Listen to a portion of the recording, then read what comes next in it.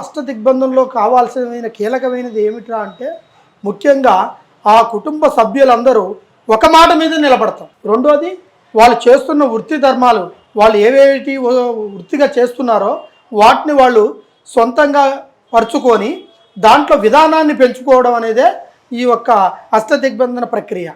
ఇందులో కొంతమంది వ్యాపారస్తులు చేసుకుంటారు, ఆదాయానికి ప్రయత్నించే ఒక విధానము, తర్వాత ఆ వ్యాపారం కావచ్చు, ఆ బిజినెస్ కావచ్చు, అది అభివృద్ధి చెందడానికి చేసుకునే అష్టదిగ్బంధనం. ఇవి ఒక కుటుంబానికి, ఒక వ్యాపారానికి, ఒక కొంతమంది మనసులో మాట వినుకోకుండా పోయిన దానికి చేసుకునే ఒక ప్రక్రియ లాంటిది. ఇది చాలామందికి మంచిగానే వర్తిస్తుంది. చెడు కంటే మంచి చాలా మంచి తొందరలోనే అది వర్తిస్తుంది. ఆ మంచి అనే ఒక కార్యక్రమం అనేది తీసుకున్నప్పుడు ఈ అష్టదిగ్బంధన చేస్తే అది ఎటువంటిదైనా మనం సాధించుకునేంత శక్తి ఈ అష్టదిగ్బంధంలో ఉంది. దానివల్ల